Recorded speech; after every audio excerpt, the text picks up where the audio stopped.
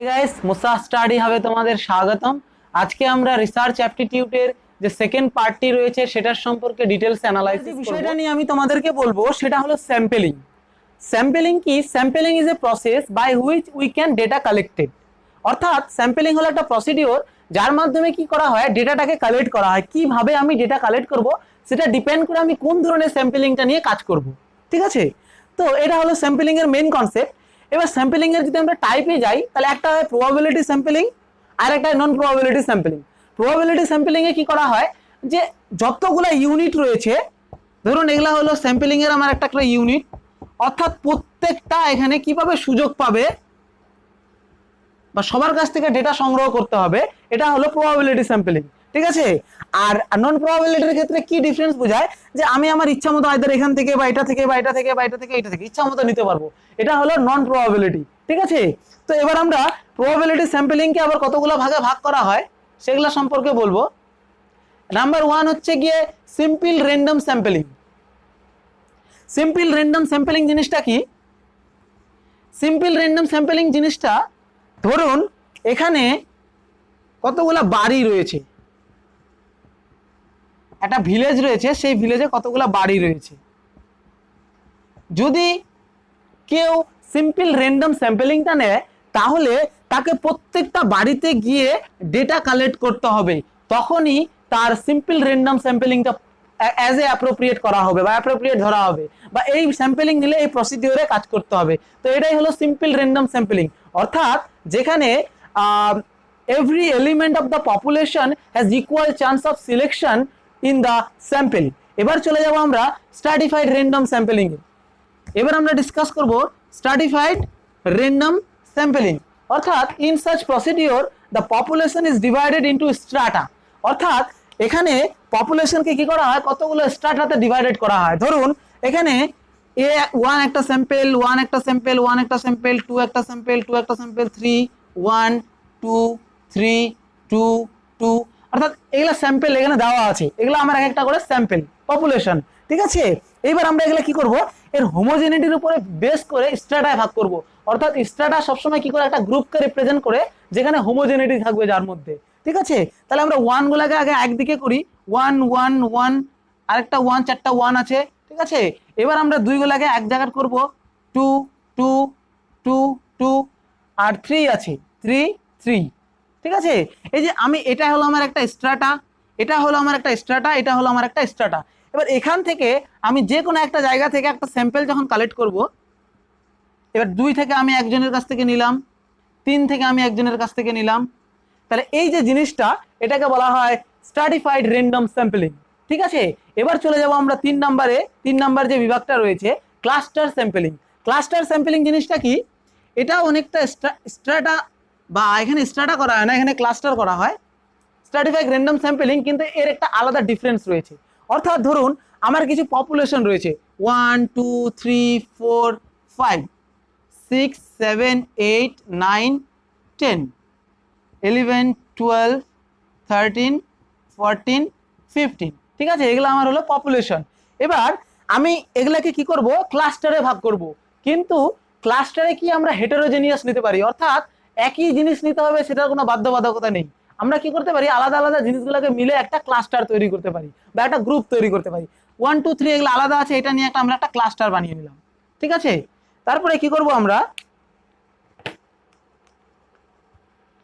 এই নিচেরটাকে নিয়ে একটা ক্লাস্টার বানিয়ে নিলাম, আবার এই নিচেরটাকে নিয়ে আরেকটা ক্লাস্টার বানিয়ে নিলাম। এখানে কোনো হোমোজেনিটি নেই, এখানে হেটেরোজেনিটি রয়েছে। এবার এখান থেকে আমি একটা পপুলেশন নিতে পারি, আমার ইচ্ছা মতো আমি এখান থেকে একটা পপুলেশন নিতে পারি, বা এখান থেকে একটা আমি স্যাম্পল নিতে পারি। ঠিক আছে, এই যে স্যাম্পলিংটা করা হলো এটাকে বলা হয় ক্লাস্টার স্যাম্পলিং। তো এটাই হলো ডিফারেন্স স্ট্র্যাটিফাইড আর ক্লাস্টারের মধ্যে। একটা হলো স্ট্রাটায় ভাগ করে যেটা হোমোজেনিয়াসকে রিপ্রেজেন্ট করে, আরেকটা হলো ক্লাস্টার ভাগ করে যেটা অলওয়েজ হেটেরোজেনিয়াসও রিপ্রেজেন্ট করতে পারে। এবার চলে যাব আমরা পরবর্তী ভাগে সিস্টেমেটিক স্যাম্পলিং। সিস্টেমেটিক স্যাম্পলিং জিনিসটা কি সেটা আমাদের জানতে হবে। অর্থাৎ এটাকে কোয়েসি প্রবাবিলিটি স্যাম্পলিংও বলা হয়। এই সিস্টেমেটিক স্যাম্পলিংকে এখানে একটা সিস্টেমকে বেস করে কি করা হয়, স্যাম্পলটা কালেক্ট করা হয়। ঠিক আছে, in systematic sampling the sample is selected by following a particular order. একটা নির্দিষ্ট অর্ডারকে মেনটেন করে আমাদের এই স্যাম্পলটাকে চুজ করতে হয়। like every anti-age unit of the population are to be selected by the researcher। অর্থাৎ জিনিসটা কি হচ্ছে আমি ডায়াগ্রাম সহকারে তোমাদেরকে বলছি। ধরুন আমি এখানে লিখলাম 1 2 3 4 5 6 7 8 9 10, ঠিক আছে। এবার আমি কি করব, দুইটা পরপর আমি একটা করে স্যাম্পল কালেক্ট করব। তাহলে প্রথমে আমি 2 নিব, তারপর আমার 4 এজ এ স্যাম্পল নিলাম, 6 একটা স্যাম্পল নিলাম, 8 একটা স্যাম্পল নিলাম, ঠিক আছে। তারপরে আমি কোথায় যাব, 10 একটা স্যাম্পল নেব। এই যে দুই ঘর পরপর আমি যে স্যাম্পলটা নিলাম, এটা অনেকটা কি করলাম, একটা সিস্টেম ওয়াইজ বা সিস্টেমেটিক ওয়েতে আমি স্যাম্পলটা কালেক্ট করলাম, তাই এটাকে বলা হয় সিস্টেমেটিক স্যাম্পলিং, ঠিক আছে। এরপরে আমরা পরবর্তী স্যাম্পলে চলে যাব, কি প্রসিডিওর আছে। এবার চলে আসে কি নন প্রবাবিলিটি স্যাম্পলিং, যার কনসেপ্ট আমি বললাম যে প্রত্যেকটা ইউনিটের এখানে প্রত্যেকটা ইউনিট ইকুয়াল চান্স থাকবে না, অর্থাৎ রিসার্চার তার প্রয়োজন মতো স্যাম্পলটা নিবে, ঠিক আছে। তো এই নন প্রবাবিলিটি স্যাম্পলিং এর একটা ভাগ কি, কোটা স্যাম্পলিং। কি নাম বললাম, কোটা স্যাম্পলিং।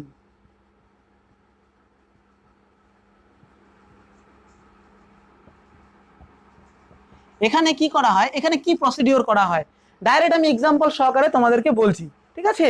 ধরুন একটা পপুলেশন রয়েছে, টোটাল কি, টোটাল পপুলেশন কত, 500, টোটাল পপুলেশন 500। এবার এই টোটাল পপুলেশনের মধ্যে বা একটা স্কুলে ধরুন 500টা স্টুডেন্ট রয়েছে, তার মধ্যে সায়েন্স ব্যাকগ্রাউন্ড থেকে রয়েছে 50% স্টুডেন্ট, ঠিক আছে। আর্টস ব্যাকগ্রাউন্ড থেকে রয়েছে 40% স্টুডেন্ট, ঠিক আছে। আর ভোকেশনাল ব্যাকগ্রাউন্ড থেকে আছে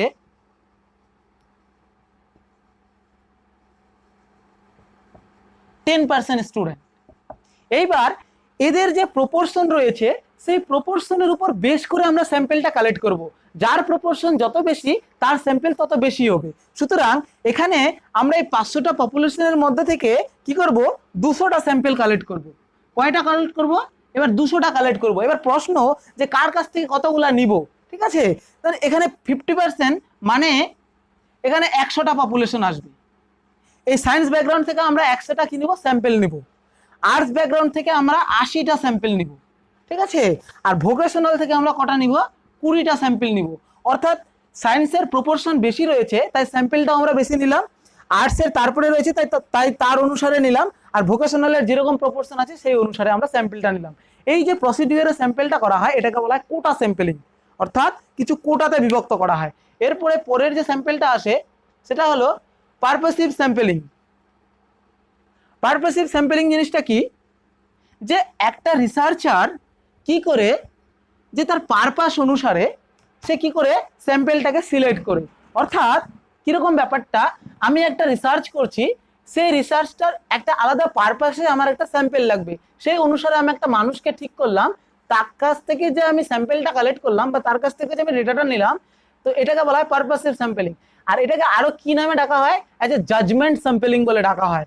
অর্থাৎ এখানে কি করা হয়, যে ইনফরমেশনটা জানে ওই পারপাসের ক্ষেত্রে তার কাছ থেকে গিয়ে ডেটাটা আনা হয়। এই যে স্যাম্পলিংটা এটাকে বলা হয় পারপাসফুল স্যাম্পলিং। এরপরে চলে যাব আমরা কনভেনিয়েন্স স্যাম্পলিং। কনভেনিয়েন্স স্যাম্পলিং জিনিসটা কি, here the researcher choose a sample by of his own merit. অর্থাৎ যে একটা রিসার্চার বা একটা স্কলার কি করে তার প্রয়োজন মতো বা যেই স্যাম্পলটার কাছে সে খুব তাড়াতাড়ি ইজিলি পৌঁছাতে পারে সেটাকে অ্যাজ এ গ্রহণ করে, ঠিক আছে।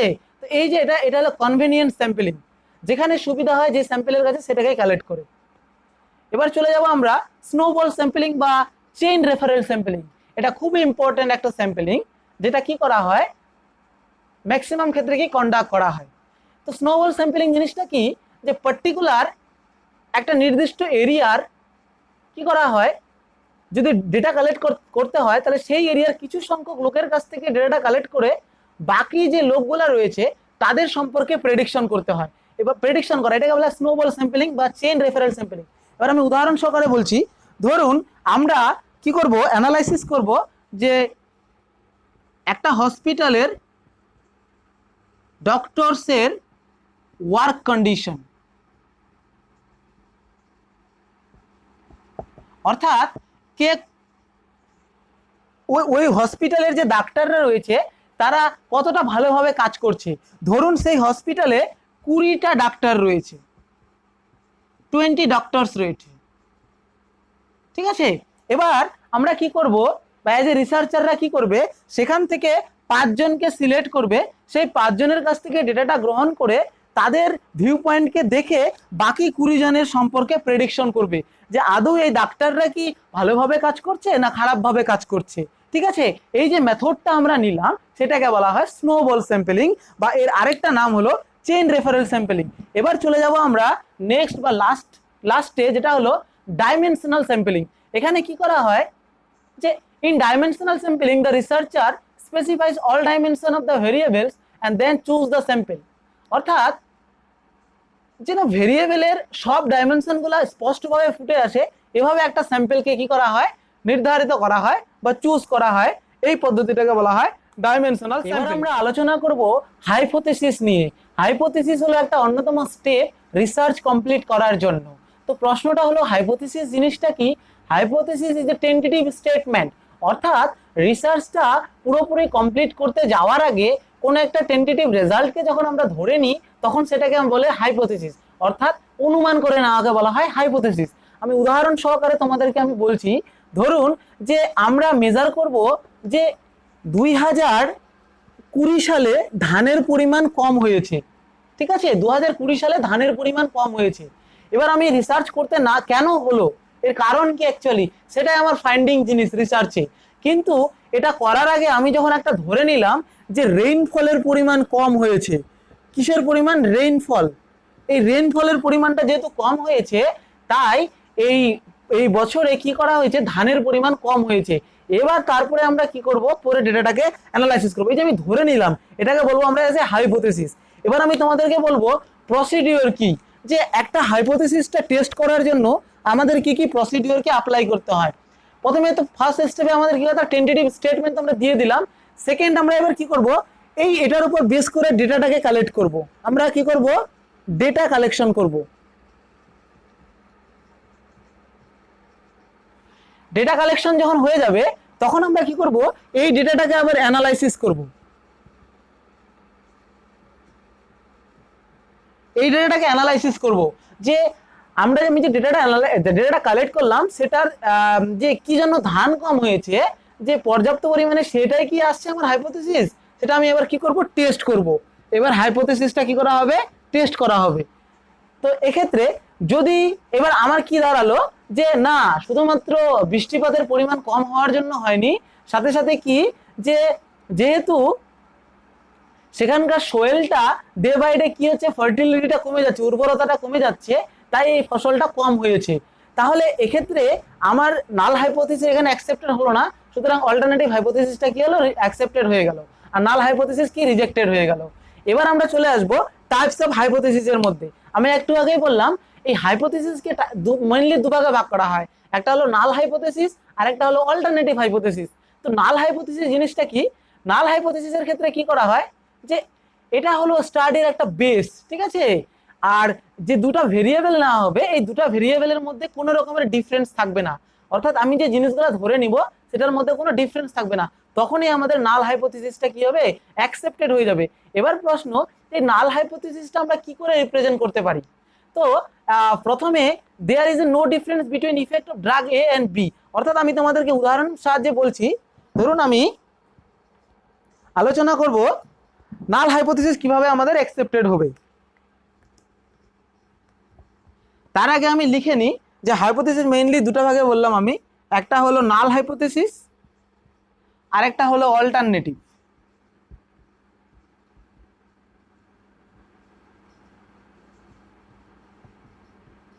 ঠিক আছে, তো নাল হাইপোথিসিসের ক্ষেত্রে কি হবে, দুটো ভেরিয়েবলের মধ্যে কোনো ডিফারেন্স হবে না। সুতরাং এখানে প্রথম একটা example, there is a no difference between the effect of drug A and drug B, অর্থাৎ ড্রাগ এ যে আছে, ড্রাগ এ আর কি ড্রাগ বি, এদের ইফেক্টের কোনো ডিফারেন্স নেই। আর যদি ডিফারেন্স চলে আসে তাহলে এখানে নাল হাইপোথিসিস রিজেক্টেড হয়ে যাবে, আর সাথে সাথে অল্টারনেটিভ হাইপোথিসিসটা কি অ্যাকসেপ্টেড হয়ে যাবে। অর্থাৎ ড্রাগ এ আর ড্রাগ বির মধ্যে কি করা হবে, এখানে ডিফারেন্সকে বুঝাবে, আর এখানে কোনো ডিফারেন্স বুঝাবে না, নট ডিফারেন্স। ঠিক আছে, এটা একটা উদাহরণের সহকারে আমরা বলতে পারি। আরেকটা এক্সাম্পল আমি তোমাদেরকে দিচ্ছি এটাকে বোঝানোর জন্য, আর কি কিভাবে এই দুটাকে উপস্থাপন করা যায়। বলছে যে skin problem are not cause by chemicals in makeup product, অর্থাৎ মেকআপ প্রোডাক্টের মধ্যে যে কেমিক্যালগুলি রয়েছে সেগুলো স্কিনের প্রবলেম করে না। একটা হলো স্কিন প্রবলেম, আর একটা হলো যে কেমিক্যাল প্রোডাক্টগুলোর, কেমিক্যাল জিনিসটা রয়েছে মেকআপগুলোর মধ্যে। অর্থাৎ মেকআপ প্রোডাক্টের সঙ্গে কি বললাম, যে মেকআপ প্রোডাক্টের সঙ্গে মেকআপ প্রোডাক্ট আরেকটা ভেরিয়েবল আমরা কি ধরলাম, যে স্কিন ক্যান্সার।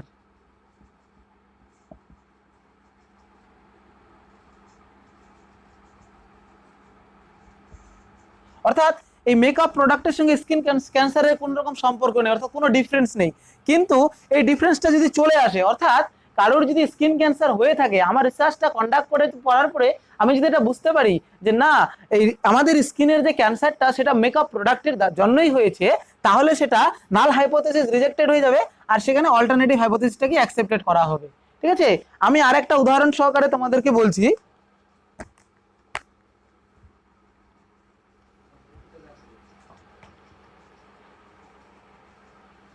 আমি 3 নম্বর এক্সাম্পলটার মাধ্যমে তোমাদেরকে বুঝাচ্ছি, এটা আরো খুব সহজ।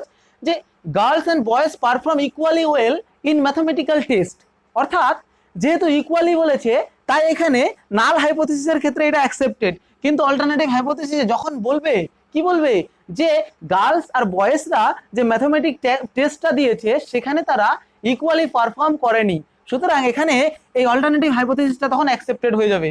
এগুলো হলো উদাহরণের মাধ্যমে আমরা বুঝতে পারি যে নাল হাইপোথিসিস আর হচ্ছে অল্টারনেটিভ হাইপোথিসিস ব্যাপারটা। এবার আমি তোমাদেরকে একটা উদাহরণ বলছি, এখানে কি হতে পারে।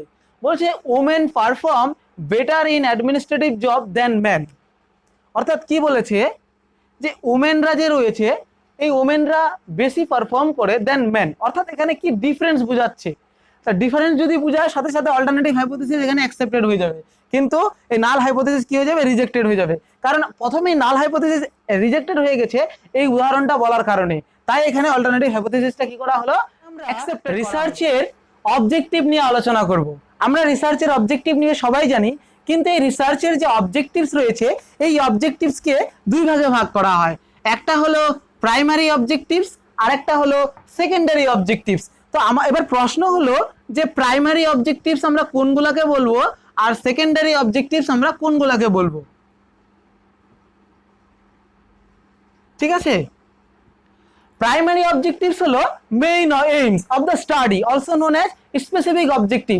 অর্থাৎ আমি একটা ল্যান্ড ইউজ নিয়ে কাজ করব, তো আমি কি ফাইন্ড করব, what kind of land use are founded there, what are the trend locating there, অর্থাৎ কি ধরনের ট্রেন্ডটা সেখানে লক্ষ্য করা যাচ্ছে, সাথে সাথে কি যে কোনটা ল্যান্ড ইউজের পরিমাণ বেশি, এগুলো আমার স্পেসিফিক, এগুলো হলো মেইন অবজেক্টিভ। এইবার এই অবজেক্টিভগুলোকে অ্যাচিভ করার জন্য যে আরো অবজেক্টিভগুলো উঠে আসে বা অটোমেটিক তৈরি হয়ে যায় সেটাকে বলবো আমরা এজ এ সেকেন্ডারি অবজেক্টিভ। অর্থাৎ মেইন অবজেক্টিভগুলোকে কালেক্ট করার জন্য নতুন আরো কি অবজেক্টিভ উঠে আসে সেগুলোকে বলবো আমরা সেকেন্ডারি অবজেক্টিভ। এটাই হলো মেইন ডিফারেন্স প্রাইমারি অবজেক্টিভ আর সেকেন্ডারি অবজেক্টিভের মধ্যে। আমি তোমাদেরকে কিছু টার্মিনোলজি সম্পর্কে কনসেপ্ট দিব যেটা ইউজিসি নেট পরীক্ষায় বারবার এসে থাকে। তো সেগুলা কি জিনিস, research aptitude, term paper, article, thesis. ঠিক আছে, তো ওয়ান বাই ওয়ান আমি বলছি। ফার্স্ট, রিসার্চ পেপার জিনিসটা কি? Research paper is like a essay or a report represented a particular viewpoint. Okay, অর্থাৎ কোনো একটা স্কলার বা কোনো একটা সায়েন্টিস্ট সে কি করে একটা রিসার্চ পেপার তৈরি করে সেটা বিভিন্ন লোকেদের হেল্প নিয়ে সাথে কি থাকে যে কোনো একটা নির্দিষ্ট ভিউ পয়েন্ট ওর দেয় এবং সেটার উপর বেস করে সে একটা রিসার্চ রিপোর্ট তৈরি করে। এইবার এই রিসার্চ রিপোর্টকে আবার কতগুলি ভাগে ভাগ করা হয়, সাব পার্টে। তো প্রথমে যে ব্যাপারটা আসে সেটা হলো টার্ম পেপার, অর্থাৎ টার্ম পেপারও হলো একটা কিন্তু রিসার্চ পেপার, কিন্তু যখন এই রিসার্চ পেপারটা কোনো একটা স্টুডেন্ট তৈরি করবে তখন সেটাকে আমরা বলবো টার্ম পেপার। ঠিক আছে, তো তারপরে আমরা নেক্সটে চলে যাব, তার নাম হলো আর্টিকেল। ঠিক আছে, আর্টিকেল জিনিসটা কি, অর্থাৎ কোনো একটা রিসার্চ পেপার যখন কোনো একটা স্কলার বা সায়েন্টিস্টের দ্বারা তৈরি হবে, তখন সেটাকে বলবো আমরা আর্টিকেল। আর থিসিস জিনিসটা কি, থিসিস বা ডিজার্টেশন এটা সাবমিট করা হয় বাই দ্য স্টুডেন্টের দ্বারাও হতে পারে, ঠিক আছে, সাথে সাথে কি যে কোনো স্কলারের দ্বারাও হতে পারে, কিন্তু সে কি জন্য করবে এটা সাবমিট, কোনো একটা পার্টিকুলার প্রফেশনাল ডিগ্রিকে কমপ্লিট করার জন্য। আর তার সাথে সাথে আমি এই কথাটা বলে রাখি তোমাদেরকে যে এই যে থিসিসটা রয়েছে এটা টার্ম পেপারের তুলনায় মোর ডিটেলসে লেখা হয়, ঠিক আছে। এরপরে চলে যাব আমরা নেক্সট জিনিসে, যেটা হলো সেমিনার। সেমিনার জিনিসটা কি, সেমিনার হলো একটা কমিউনিকেশন, অর্থাৎ কোনো একটা পার্টিকুলার টপিক দেওয়া হলো, সেই টপিকের উপর বেস করে কিছু রিসার্চ স্কলার যারা একটা পেপার তৈরি করেছে ওই বিষয়ে, সেটার উপর সে তার লেকচারকে ডেলিভার করবে কিছু এক্সপার্টের সামনে, সাথে কিছু স্টুডেন্টের সামনে। এটা হলো ওয়ান ওয়ে কমিউনিকেশন আমরা বলতে পারি, ঠিক আছে। কিন্তু এটা বেশিরভাগ বেস করে কিসের উপরে, থিওরির উপরে, নট প্র্যাকটিক্যালের উপরে। তারপরে আমরা নেক্সট চলে যাব ওয়ার্কশপ। ওয়ার্কশপ আর সেমিনার প্রায় একে অপরে পরস্পর মানে পাশাপাশি একটা জিনিস, ঠিক আছে, কিন্তু একে অপরের সঙ্গে কি করে আমরা ডিফারেন্স করতে পারবো, ওয়ার্কশপে কি করা হয়, প্র্যাকটিক্যালের উপরে বেশি জোর দেওয়া হয় রেদার দেন সেমিনার। সেমিনারে যেমন ওয়ান ওয়ে কমিউনিকেশন হয়, কিন্তু ওয়ার্কশপে কি করা হয় যে শুধুমাত্র এখানে টু ওয়ে কমিউনিকেশন হয়, অর্থাৎ যারা যারা শিখবেন এই ওয়ার্কশপে, যে লার্নাররা রয়েছে, তারা কি করতে পারেন, তাদের প্রয়োজন মতো, তাদের নেসেসিটি মতো তারা কোশ্চেন করতে পারেন, তারপরে তারা জিনিসটা শিখতে পারেন। এটাই হলো ওয়ার্কশপ আর সেমিনারের মধ্যে ডিফারেন্স।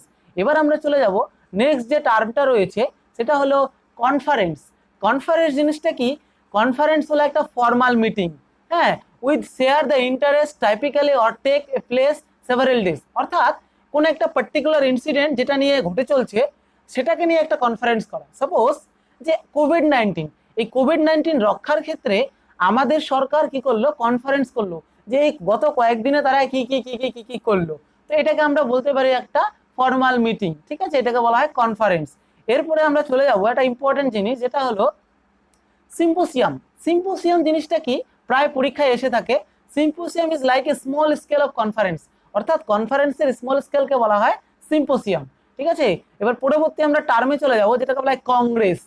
কংগ্রেস কি, Congress is also a formal meeting or gathering A delegates to discuss about a particular topic, ঠিক আছে, একটা পার্টিকুলার টপিকের উপর বেস করেই হয়, কিন্তু এই কংগ্রেস আর কনফারেন্সের মধ্যে জিনিসটা গুলিয়ে যায়। তাই এটা কিভাবে মনে রাখতে হবে, এই কংগ্রেসটা বছরে একবারই ঘটে, এই মিটিংটা, এই ফর্মাল মিটিংটা শুধুমাত্র বছরে একবারই ঘটে, কিন্তু কনফারেন্সটা কি হয় বছরের বিভিন্ন সময় হতে পারে, ডিপেন্ড করে ইনসিডেন্টের উপরে বা পার্টিকুলার টপিকের উপরে। এবার চলে যাব আমরা পরবর্তী টার্ম, কোলোকুয়াম। কোলোকুয়াম কি জিনিস, it is an gathering like a academic meeting, অর্থাৎ এখানে কিছু কি করা হয়, একটা সেমিনারের মধ্যে তৈরি করা, কিছু এক্সপার্ট আসে, তারা কি করে এর উপর বেশ করে কি করা হয়, একটা দেয়, তোমার হচ্ছে লেকচার দেয়, এখানে কিছু কোশ্চেনের অ্যান্সার শিডিউল তৈরি করা থাকে, তার উপর বেস করে তারা তাদের লেকচারটা প্রদান করে।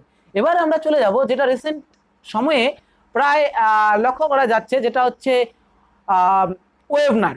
ওয়েবিনার জিনিসটা কি, যে through the different type of website, যেমন গুগল মিট, এ ধরনের যে ভিডিও কনফারেন্সিং যে বিভিন্ন অ্যাপগুলো রয়েছে, তার মাধ্যমে যখন একটা পার্টিকুলার টপিকের উপর বেস করে লেকচার দেওয়া হয়, তো সেটাকে যেহেতু আমরা ওয়েবসাইট বা ওয়েবের মাধ্যমে প্রচার করছি বা সম্প্রসারণ করছি, তাই এটাকে বলবো আমরা এজ এ ওয়েবিনার।